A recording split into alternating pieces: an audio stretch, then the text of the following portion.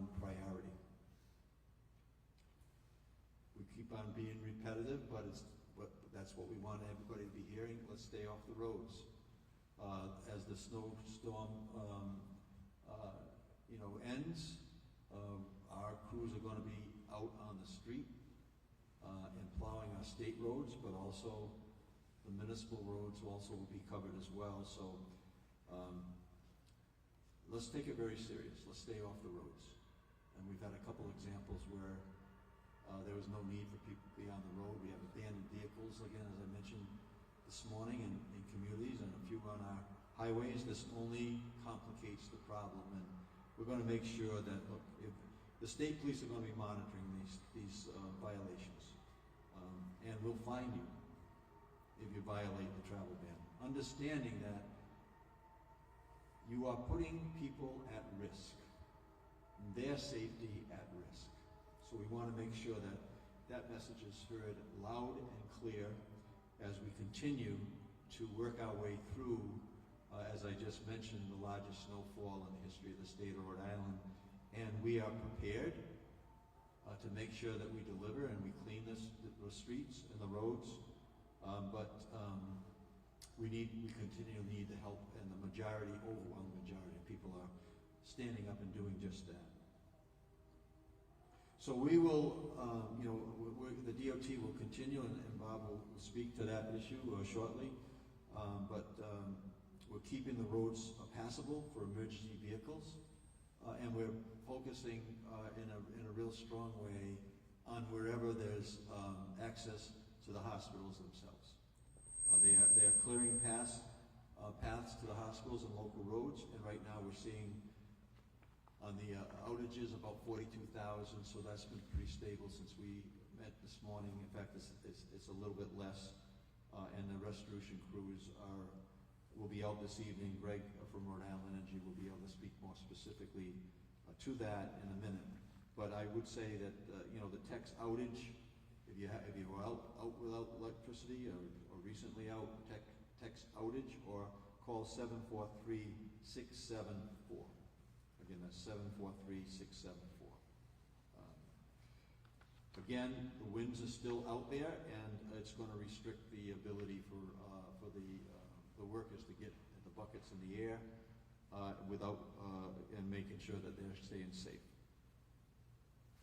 I do want to thank all the people who have been working around the clock, both in the state, whether it's in our emergency management office here, or whether it's on the roads, and then also all the municipal leadership and all the management teams that are working to make sure that we're delivering on that number one goal, which is to keep people safe. So I have a few announcements that are important. State government offices will remain closed through tomorrow at 4:30. We're doing this because we know local roads will be challenging even after state roads are clear, and we want people to have time to plan. The state of emergency and travel ban remain in effect. Again, the state of emergency and the travel ban stays in effect, and we will reassess the conditions in the morning to determine when those end in terms of the travel ban, and as well as the state of emergency. We'll update tomorrow at 10:30. That's what the plan is, unless there's something that really we need to get together on. But I want to just fill in the fact that we, as a former mayor, I understand that local leadership plays a really important role in terms of the emergency response. And we've been working with and meeting with municipal leaders throughout the day through virtual calls, and also, as I mentioned before, most of them, and not all of the municipal leaders have my phone number, and I've been having personal conversations with multiple mayors in the state who were really impressing on the fact that we wanted to keep that travel ban in effect so that they have the opportunity to clean their local roads as much as the state is cleaning the state roads. We also had personal conversations with the entire congressional delegation. They have sent a letter to FEMA expressing the fact that we are in a state of emergency, and we want to make sure that we go on the record so that if there's some level of financial recovery for the work that we're doing, that we're going to be in line to receive. receive that, and also making sure that we're keeping all the records that we need to keep on the financial side of things, both on the local level, municipal level, and the state level. So we are, and also we reached out to the hospital leadership, the nursing home leadership, because we know that there's shift changes coming on, and we wanted to make sure that we were aware of what their plan was and how we could actually support their plan in terms of staffing, because again, our top priority, when this is all said and done, our top priority of the blizzard of 26 is that people are safe. And so we're going to make sure that we stay connected with our healthcare industry to make sure that we're doing our part to support their plan and to support their work in keeping people safe as well. So we'll keep everybody updated. We'll be back again tomorrow morning, unless there's a reason to come reconvene at 10:30. We'll give updates on the travel ban, updates on our schedule in terms of how we're going to proceed continually in state employment, and of course the emergency order that we have in place. So with that, I'd like to have Mark Pappas come up, our director of our EMA, to give an update. Thank you, Governor. Thank you, Director. Thank you very much, Governor. Crews across the state have been and will continue to work around the clock. REMA is at the ready to offer any additional support to the communities that they need. As the Governor said, the Department of Transportation is out there in full force, and we're making progress, okay? But it's going to take time, so we ask you to have patience, please. Cooperation and patience is the key to help us all dig out as a community, come together in this snow event. As the Governor said, safety remains the #1 priority, period. That is why we need all Rhode Islanders to make sure they heed the warnings, follow the restrictions and bans, and please stay off the roads. There are violators, and it's not appreciated, it's not safe, and it hinders recovery operations. Just don't do it. State police are actively monitoring the roads, and they will issue fines to anyone who violates the ban. Every unnecessary car on the road slows down plows, puts lives at risk, so please stay on. Outages quickly, I know Rhode Island Energy is here to talk about that. We're seeing about 43,000 outages statewide. Utility crews are deployed across Rhode Island. They'll be assessing damage, clearing debris, repairing lines, but I'll tell you, it's slow, and I'll tell you why. The wind and the snow is still pretty devastating. And so for them to safely get up into the bucket trucks and work on those lines and those poles, it's not safe right now to do so. Later on, when the wind dies down, as it's forecasted to do, Rhode Island Energy will be able to do that safely. Please, please have patience while they work that problem. As far as Emergency Operations Center goes, we're fully activated, and we have been since 6 p.m. yesterday. And we continue to be activated and anticipate to be activated for the next 2 days. We'll continue to reassess as conditions improve, but right now we are staying fully engaged. As the Governor just stated, this is a historic snowstorm. Blizzard of 26 has now surpassed the blizzard of 78 as the single largest snowstorm ever recorded in the state. Okay, that's great, but let me tell you something. Our response is resolute, whether or not it's 78 or 26. We still respond the same way, with life safety being the top priority. We remain in constant contact with municipal leaders, as the Governor mentioned. We've talked to the congressional delegation, and we've talked to emergency managers from across the state. And we are still fully coordinated with them and anticipate numerous calls over the coming days as we all come together to support this effort. We are ready to help support our communities however we can. This is a time to come together as a community. This is an epic snowstorm. We look for you to come out for one another. We need you to come out and check the safety of the elderly, family members, friends, neighbors. So please do that. Be cognizant of your neighbors and family and friends, and offer help if you're available. And if they need help, make sure you're there for them. That would be greatly appreciated. As we all know, Rhode Islanders are strongest when we take care of each other, so let's meet the storm together. Safety starts now. Thank you. Happy to take questions. I'd like to turn it over to DOT, Bob Rocky. Thanks, Mark. As Governor said, and as Mark said, we are out there in full force. All our crews are currently on the roadway. We'll be plowing through the night. I'm sorry, can you hear me? We'll be plowing through the night. We have all the resources we need. We have plenty of salt, we have plenty of sand, and we're going to be working through the night as long as we have visibility, as long as the snowfall rates are such that we can see the road. And what's really helping, and my drivers wanted me to express to the public, thank you for staying off the roadways, because that makes all the difference. It's allowing them to do their job. It's a dangerous job. They have to stay focused for many, many hours. We're going over 24 hours now, and you know, they have a synchronized routine where they have to pass the snow to each other. It's a very difficult work, and many hours. It's grueling, and having people stay off the road is making a big difference. Thanks. And we have next Greg Cornett from RI Energy. Thank you, Bob.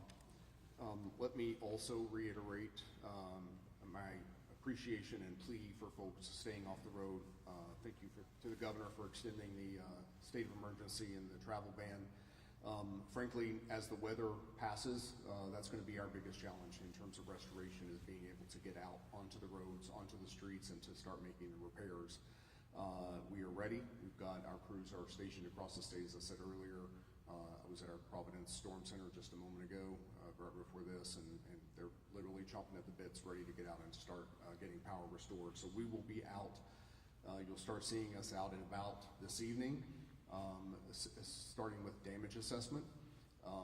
I want to be very clear and transparent. If your power is out now, it probably won't be restored through the evening. We will be able to get some folks back up, but it's going to take some time for us to do the assessment on the damage and to, frankly, have access once the plowing is finished to be able to get our equipment where it needs to get to restore folks. So I just want everybody to understand that this is going to be, as I said earlier today, a multi-day process.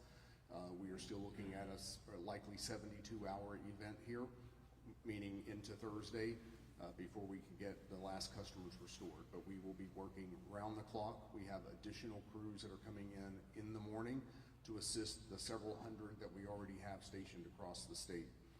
I want to talk for just a minute about our outage restoration process, because as we get into that, folks start to ask questions about why we're doing what we're doing, on the timing that we're doing it. We follow a pretty standard process that utilities across the country follow, and that is to first focus on the most critical customers, so nursing homes, hospitals, those sorts of things. Our large substations and anything else that might be affected. We've got a substation feeding Block Island right now that is down, so that'll be a priority.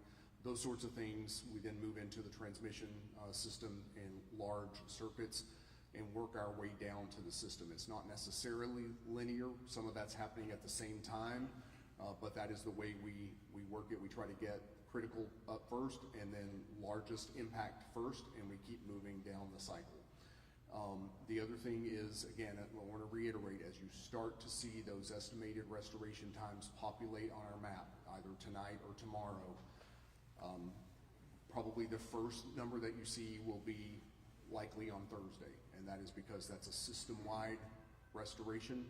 We will go back in as we do individual assessments, and your outage will be updated with more information as we move forward through this process, so just please keep that in mind. I want to emphasize safety again. Really important. Our gas teams are already responding to some odor complaints or odor concerns inside homes, so it's really important that you try to make sure that your gas vents, your meters, and those vents that could back up into your homes, if you have natural gas, make sure that those are brushed off. Do it carefully, not with a shovel, but with a broom, so that those are free and clear and carbon monoxide is not building up into your homes. If you're using a generator, please make sure that you're following instructions and doing it properly. If you're using other forms of heating inside the home, please also be very mindful about safety around all of those things. We will not cease on the work until the last customer is restored. We'll be working, as I said, around the clock, but it is going to take us some time. I know that that's not welcome news, but it's the reality, and we want to make sure that we're sharing the information. So stay focused on our outage map. It continues to function well. The texting is functioning well. And call us at 855-743-1101 if you need anything or have any questions. We're there to help. Thank you. Governor? Thanks, Greg. Take any questions? Yeah, Governor, I don't want to belabor the point here. I know this is a storm of historic proportion, but you've said it time and again that safety is the #1 priority and that lanes would be open for those emergency vehicles. Now, we've got crews around the state. They've seen off-ramps that are completely covered with snow, completely impassable. And then we're hearing that Eddy Street, which is one of the main arteries to get to the hospitals in downtown Providence, that's impassable. Why is that the case, and how are you working to rectify that issue? Yeah, I'll let Bob really answer that question. I know that we're out and doing the work. We're targeted at hospitals as well. I saw maps of the work that has been done over the last few hours. The issue of safety is the top priority. That's why we've been in contact with all the hospital leadership, along with the nursing home leadership, and we're coordinating with them. And at this point in time, I haven't heard of an issue that is raised to a level where safety has been at risk, and I would expect that would continue. But if Bob wants to just add to that, the work that you've been doing. Yeah, absolutely. With the snowfall rates being what they are, there's absolutely zero visibility. It's just unsafe for our drivers to be on the road at that time. Now that the snowfall rates came down, they can see the road. They are out there in force. They're taking care of it. We're actually assisting the municipalities where we can, especially around the hospitals. You're going to see a lot of improvement soon, but when the visibility, when you have 2, 3, 4 inches per hour of snow, we just cannot. It's a zero visibility.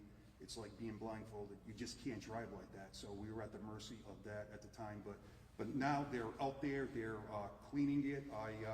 I'm watching our maps. All the plow trucks have equipment where you can see them on the map, and all their routes on the map. You can see they're making real progress, and they're doing circles around the hospitals. So they're out there, and they're making a big difference there. The roads, yeah. I'm sorry. Governor, to that end, you had mentioned that you'd been in contact with the hospitals anticipating the shift change so that essential workers could get to and from if that were the case. If we can even broaden that for other essential workers that are trying to get to and from work, what sorts of opportunities is the state offering to help that to happen? So we're aligning ourselves with the hospital's plans as well as the nursing home plans. So we'll be working and coordinating with them on that issue. And I was also, I was around in the blizzard of '78. If you weren't around, then you might want to just take a look at the conditions at the same period of time and compare that against the conditions that we have here. There's a remarkable difference, and the safety, again, continues to be our top priority. And we are in a position right now to deliver on that, and we've been fortunate because people have been staying off the roads. That's going to be really critical in answering the question you ask is how are people going to get to and from their medical jobs and making sure that people get to and from if they actually need the assistance. So at the moment, we're in a spot where we have delivered that. I'm not aware of anything that has happened that is deviated from that. We're going to, at the end of this storm, my measurement for success is going to be exactly what I've been saying, is have we kept people safe? And that is something that, unfortunately, we can't say about the blizzard of '78, and we're going to do everything we can so the blizzard of '26, that becomes the storyline. We kept people safe in conditions that we've never seen before. Remember, this is the biggest snowstorm that we have ever seen, and the blizzard conditions that only complicate that. So we're going to continue to do the work, and we're going to be continuing communicating with our healthcare in terms of the leadership in the healthcare, whether it's the hospitals and nursing homes, to make sure that we're supporting their plans, which they have plans to make sure that they have coverage in their respective facilities. And just to clarify, are you classifying only healthcare personnel as essential personnel? Because we've got first responders, paramedics, police, fire. there's a number, I mean, we've been here all day. There's a number of people that we're considering essential personnel for this. How are we ensuring that they're getting to and from? We've heard from a number of first responders today that say, I can't get to the police station, I can't get to the firehouse. It's true, and we are fully aware, and I've talked to mayors throughout the state of Rhode Island, and they have shared with us that this is the severity of this storm, where they have rescue vehicles, fire vehicles, police vehicles in their local roads that have been trapped by the snow, and they've been doing what they can to relieve that. So, yeah, we're fortunate to be in the spot that we're in at this moment in time, but we are in direct communications. Remember, I was a mayor. I managed both the police departments, public safety. I've managed rescue facilities. I understand how integral they are to the safety of our state of Rhode Island, and we're doing everything we can to support the local communities and the local leadership to make sure that they're keeping their residents safe, and we're doing what we can to make sure that we're adding to that safety measures. Governor, if there's people watching at home that are understandably concerned based on what you're saying about the difficulty that first responders themselves are having, if they're watching at home wondering, what if my house catches on fire? What if I have some medical emergency? Are you able to make that promise that they will be able to get the help they need? I can make the promise that every effort that could possibly be made to provide the safety that the people in the state of Rhode Island expect from us will be, certainly that effort will be, make sure that it will be demonstrated. In talking about the assistance, I know earlier we heard the National Guard was on standby. Maybe I missed this earlier, but have they been activated? Have they been deployed to any specific areas for assistance at this point? Yeah, I'll let the general speak to that issue. Thank you, Governor. Our number one priority continues to be the safety and life, limb, or eyesight security for our citizens. We also have had limitations with the visibility and the wind and the amount of snow that has come down. Now that we're transitioning into this more solid phase of recovery and response, we're working in lockstep with the state EOC, and you'll be seeing us on the road shortly when we go to support requirements that come out of the state EOC. And I guess following up on that, I think some people might be wondering why the holdup, why the wait. You're saying it's based on the conditions of the storm. That's why you were holding off on that. Absolutely. And what sort of resources can we expect to be available from your end? We have a large number of high-wheel vehicles that can get out there, and even though they were limited because of the visibility, but now we can get out and get through the snow. We've got different types of teams that we can scale in different size that can support everything from chainsaw teams to help clear the roads to security if we need to shut down part of some of the exits if they need to be shut down to allow DOT to get there and get them plowed out. But we have a wide variety of efforts that we can impose. I guess my question then is, based on what we're hearing about Eddy Street, for example, that seems like a pretty dire circumstance, a main road to a hospital being shut down. You're saying the crews are going to be deployed shortly. Why would they not be heading there now to help with that situation? Well, we don't have snow plowing, that would be DOT, but we would certainly assist them if we needed to shut down a road or not. I think that we need to make sure that the best thing that we can do is keep people safe and deliver information that is current. I'd like to have Bob address the issue that you just brought up in terms of Eddy Street. Again, the governor made the hospital routes a priority, and my guys have been giving me feedback, sending me pictures. We have, to my knowledge, every hospital in the routes to those hospitals are passable. They may not be blacktop, but they're absolutely passable. I haven't heard anything to the contrary, and they're only getting better. So. Okay. Governor, I do want to circle back just on one point, too, regarding the National Guard. Are you activating the National Guard, then, in this circumstance? Yes, I mean, we've already done that. Okay. We've done that. So they're just basically on standby at this point and waiting to kind of go out and assist? Yeah, and I'll tell you, our National Guard has responded, since I've been governor, on multiple emergencies, whether it's been beginning with COVID, all the way through the setting up a shelter when we needed to do it at the Armory in Cranston. So I have complete confidence that our National Guard is very much up to the task, and they will step in to do the work that needs to be done in a time frame that not only keeps the people safe, but also makes sure that we're doing the work that needs to be done to keep our National Guard safe as well. And Governor, I don't know if you'd like to address this, or perhaps Mr. Cornett, but we heard from a viewer who told us she's been without power since 7:30 this morning, and starting to get cold, and it's getting dark, and it's been windy. What should she do? Well, I think that one of the things, and I'll let Greg speak to that issue in terms of, again, this is going to be a multi-day recovery. We've been through this before. I think that clearly we make sure let's take care of our neighbors. If there's situations where that individual is not able to maintain enough heat in her house, or to be livable, then we reaching out to their neighbors, making sure that they have help. Clearly is one of the top things that they can do. And I would also be reaching out to the local public safety. They know what they can get accomplished and what they can't accomplish. And that's the first line of defense, is your local public safety, your local mayor's office, your municipal leadership. They want to know about that person that you just described. We'd love to get the name and the address if you're willing to share that with us. We will follow up directly on that to make sure that that person is getting what they need to be safe. And I'll just let Greg talk about the fact that this is an historic storm. We stand here with the most snow and the highest winds that we've ever had. And we have one of the lowest outages in my memory.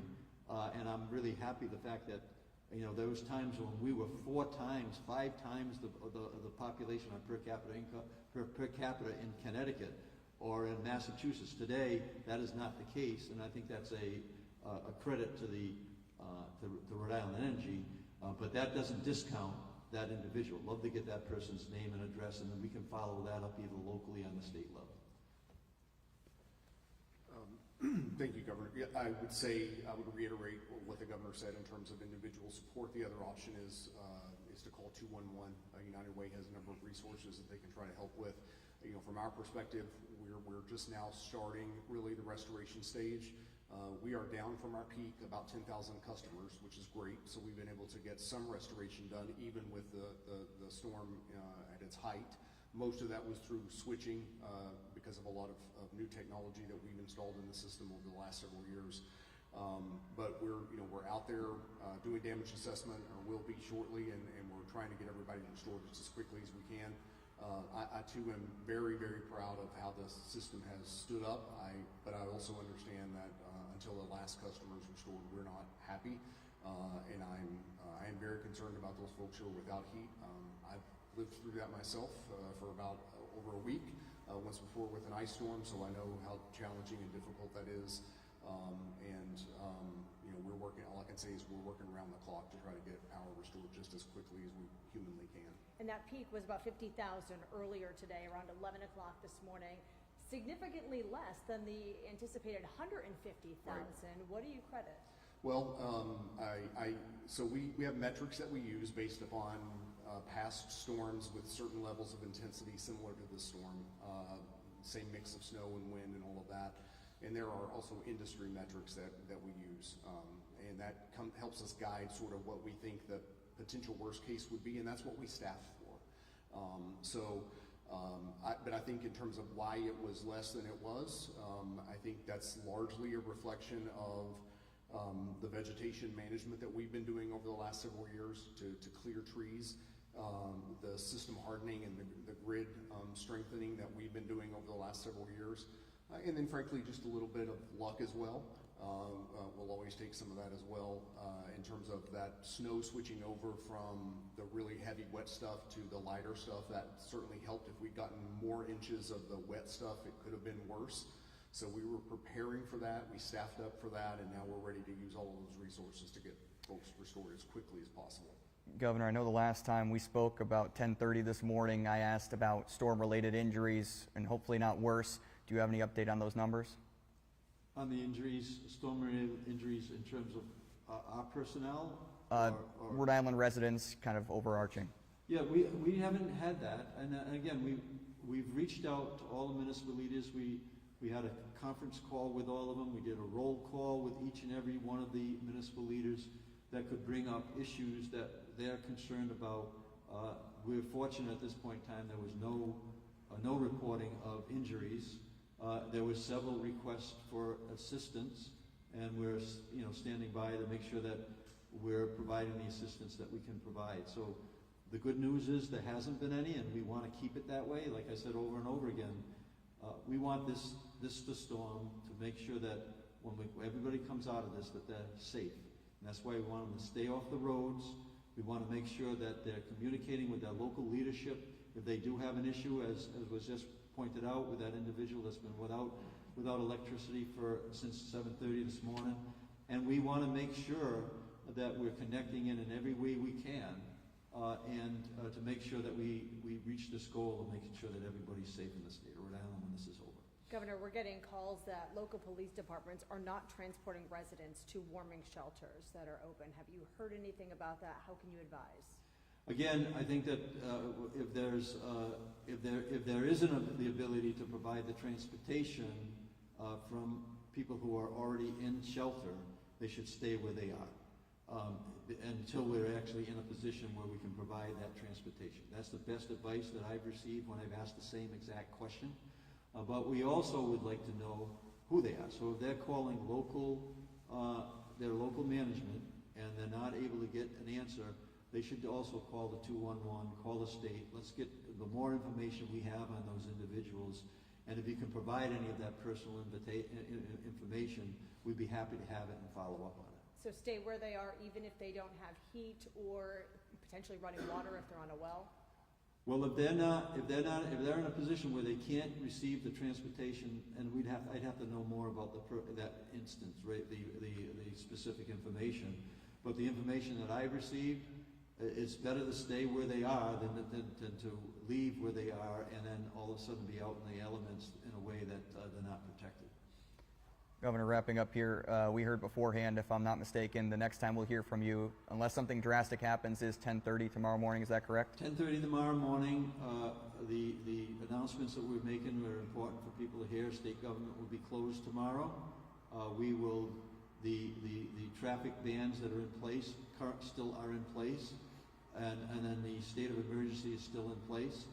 And then we will take a look at where we are in the morning to determine what that traffic ban will look like going forward, and also the state of emergency. So does that mean that schools will have to be canceled tomorrow as well for those that maybe have not made the call yet? I haven't heard specifically from the commissioner, but I believe that schools are canceled at the moment. They would have to be with the travel ban, right? Yes, yeah, that's right. So in addition to that, maybe practically speaking, what will that mean for people that are potentially trying to make plans tomorrow? Will they be able to go to work if their work is open and they don't have a remote option?